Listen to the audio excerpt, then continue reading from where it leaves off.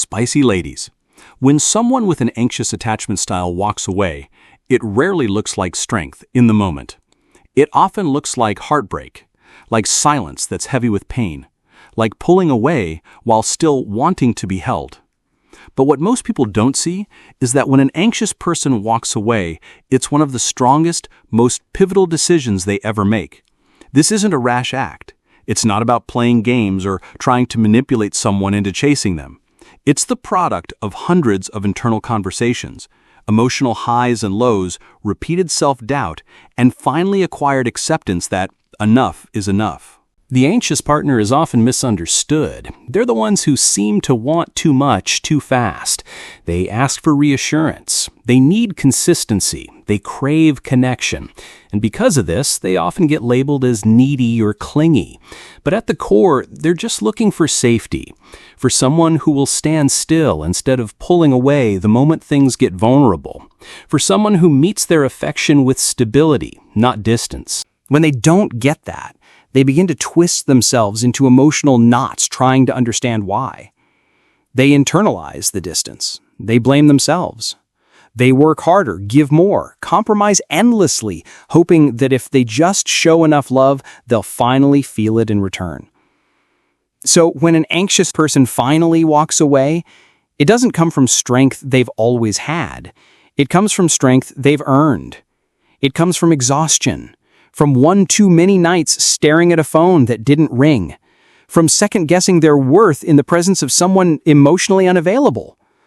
It comes from realizing that no amount of emotional chasing will ever fix what someone else isn't ready to give. It comes from grieving a connection that was always just out of reach and accepting that staying is costing more of their peace than leaving ever will. This moment of walking away isn't sudden. It's a slow, painful build. First, they notice the pattern. Hot and cold behavior, deep talks followed by silence, moments of connection followed by withdrawal. Then comes the self-questioning. Maybe I'm overreacting. Maybe I just need to be more patient. Maybe they really do care. They're just scared. They rationalize the inconsistency. They make excuses for the distance. They hold on, sometimes for months or years, to the hope that things will shift if they just love harder. Eventually, though, the emotional cost becomes too high. They start to see that their needs aren't being met, not because they're unreasonable, but because they're not being heard. They realize they've been showing up fully for someone who only shows up halfway. And even though it hurts to admit, they begin to understand that someone who runs from intimacy isn't going to suddenly wake up one day and be ready to meet them where they are. Right now, if you are still watching, I hope this video can help you. Your comments motivate me so much, so I can make more videos which you like. So spicy ladies, hit that subscribe button and leave me a message. Let's continue. The breaking point isn't loud, it's quiet. It's the decision to stop fighting for crumbs, to stop shrinking themselves to be more digestible, to stop apologizing for needing closeness in a world that keeps telling them to be cool and casual. It's the moment they reclaim their voice and say, I deserve more than this. I deserve to feel secure. I deserve someone who doesn't make me doubt how they feel every other day. And that's where the shift begins. Because the anxious person who was once so wrapped up in trying to hold the relationship together finally starts to redirect their energy inward. Instead of obsessing over every text, every signal, every withdrawal, they begin to focus on their own healing. They begin to create space for peace, not chaos. They stop chasing someone else's love and start discovering their own. And although they might still feel the sting of walking away, deep down they know they're doing the bravest thing they've ever done, choosing themselves in a situation that kept asking them to abandon who they are. The power of the anxious person walking away is not just in the act itself, but in the realization that they no longer need to be chosen by someone who couldn't see their worth. It's an understanding that their love isn't the problem. It's their habit of giving it to people who aren't emotionally available enough to receive it. They come to see that their sensitivity, their depth, their desire for connection, those things aren't flaws. They're gifts. But they need to be shared with someone who sees them that way too. So when they walk away, It's not weakness. It's not drama. It's a declaration, a quiet, painful, necessary declaration that they are finally done trying to convince someone to love them back. The avoidant partner often moves through relationships with a kind of emotional detachment that can feel confusing and even hurtful to someone who craves intimacy. They crave closeness, but are deeply uncomfortable with vulnerability. So they keep their distance just enough to feel in control. They stay 1 foot in and 1 foot out. They respond, but not too quickly. They engage, but only up to a point. They show interest, but when things start to deepen, they instinctively pull back. It's not because they don't care at all. It's because closeness stirs something inside them they haven't yet learned how to manage. To the avoidant, independence is safety. Emotional space is comfort. They don't even always realize they're doing it, creating distance, downplaying feelings, avoiding conversations that might draw them in too close. It becomes a pattern so deeply rooted in them that it feels normal. They might even mistake emotional unavailability for strength or self-protection. They've likely learned at some point in their life that vulnerability leads to pain or disappointment. So they cope by keeping their heart just out of reach, by controlling the level of intimacy they allow, and by staying emotionally guarded, even when the connection is real. When they're with someone who has an anxious attachment style, they often feel overwhelmed. The anxious partner's desire for reassurance and closeness can trigger the avoidant's fear of being engulfed or losing their autonomy. Instead of seeing the need for connection as an invitation to build trust, they see it as pressure. And so they retreat. They pull away, give vague answers, create ambiguity. They don't necessarily intend to hurt the other person. They're just reacting to their own discomfort.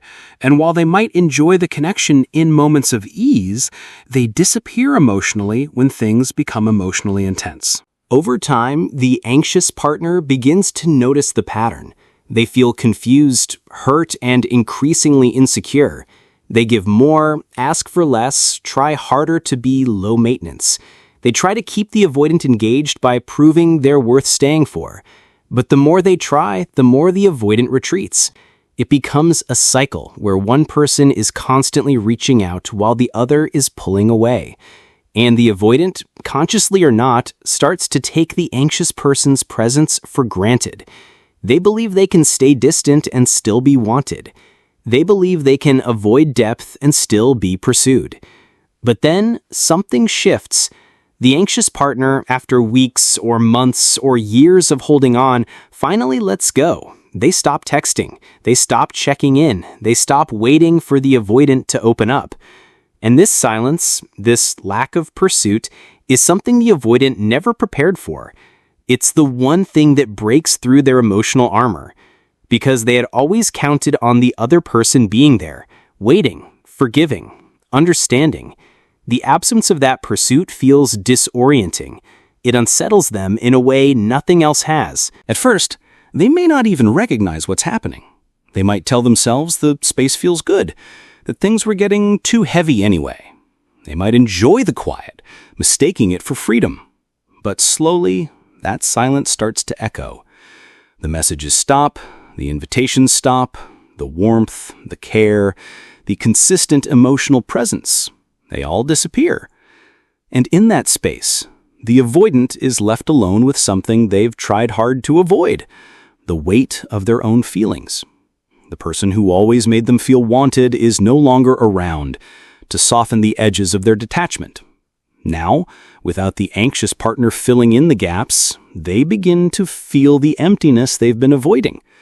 They start replaying memories, wondering if they pushed too hard, pulled away too much, gave too little. They begin to feel regret, but it's not the dramatic kind. It's quiet and unsettling. It lives in the moments when they instinctively reach for their phone and remember there's no one reaching out anymore. It creeps in during the day when they remember how safe it once felt to be wanted, even when they couldn't fully return it. They start to understand that what they lost wasn't just attention. It was someone who truly cared, who showed up, who loved them in spite of their walls. This becomes the beginning of their internal reckoning.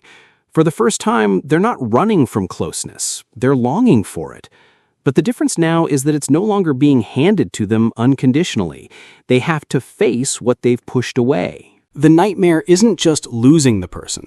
It's realizing they never fully allowed themselves to receive what was being offered. And for someone who's built their identity around not needing anyone, that kind of realization is deeply unsettling. When the anxious partner finally pulls back, it creates a silence that does more than just echo. It exposes. It brings to the surface emotions that have been buried under the noise of pursuit, reassurance, and emotional chasing. While the relationship was active, the avoidant could hide behind distance, behind slow replies, behind the convenient excuse of needing space. They could rely on the predictability of the anxious partner reaching out, initiating contact, asking the difficult questions, holding the emotional weight for both people. But the moment that anxious person goes quiet, everything changes. The dynamic doesn't just shift, it collapses. Silence becomes the mirror. The absence of a message becomes more noticeable than the presence of one ever was. Where once there was a constant stream of checking in, now there is nothing. No reminders of being cared for. No soft nudges to stay connected.